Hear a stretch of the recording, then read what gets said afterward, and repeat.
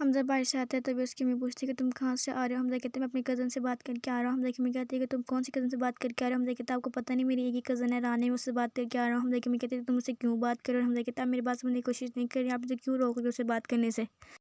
حمزہ کی امی کہتی ہے جو کچھ اس کے ساتھ ہوا تمہیں وہ یاد نہیں ہو؟ حمزہ کہتے ہیں مجھے سب کچھ یاد ہے لیکن میں اس سے محبت کرتا ہوں، میں اسے شادی کرنے کے بارے میں سوچ رہا ہوں، آپ مجھے کچھ نہیں کہیں گے؟ حمزہ کی امی کہتی ہے وہ بیوہ ہوگی، تم بھی اس کے پیچھے پڑے ہو۔ اور حمزہ کہتا ہے امی آپ نے یہ بات اب تو کہہ دی لیکن آپ نے پھر نہیں کرنا، وہ خود تو نہیں بیوہ ہوئی، دانش کی امی نے خود ہی اپنے بیٹے کو ماری، اس وجہ سے وہ بیوہ ہوئی اور میری نظر میں وہ بیوہ نہیں ہے۔ اگر وہ بیوہ ہوئی تو میں بھی تو طلاق یافتہ ہوں، اگر میں اسے شادی کر سکتا ہوں تو وہ مجھ سے شادی کیوں نہیں کر سکتی؟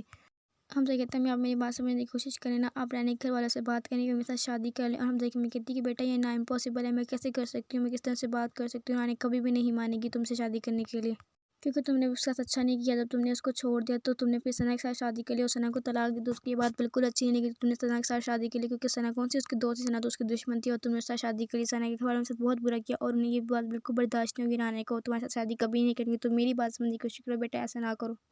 حمزہ کہتا ہے اگر آپ نے میری بات نہیں مانی تو میں جا رہا ہوں یہاں سے، میں آپ سے بات نہیں کروں گا۔ حمزہ کی امی کہتی ہے اچھا ٹھیک ہے، میں کل رانے کے گھر والوں سے جا کے بات کروں گی۔ حمزہ کا ابو رانے کے گھر آتا ہے اور کہتا ہے کہ بیٹا تم میری بات میں حال بنا کے رکھو گی، دانش کو مرے کتنے دن ہو گئے، اس کے باوجود بھی تم نے اپنا یہ حال بنا کے رکھا، اگر تم ایسی رہو گے تو تمہارے گھر کو کون چلائے گا، تمہارے ابو کا بزنس کون سنبھالے گا؟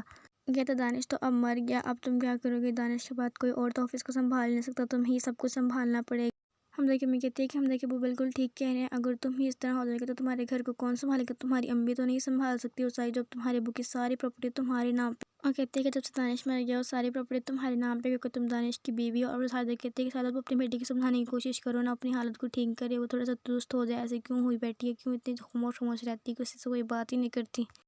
رانی کی امی کہتی ہے میں اسے کیا سمجھاؤں، یہ کون سی میری بات مانتی ہے، سب کچھ اسی پہ ڈیپینڈ ہے کہ اس نے کیا کرنا ہے کیا نہیں، اس نے کیا فیصلہ لینا ہے کیا نہیں۔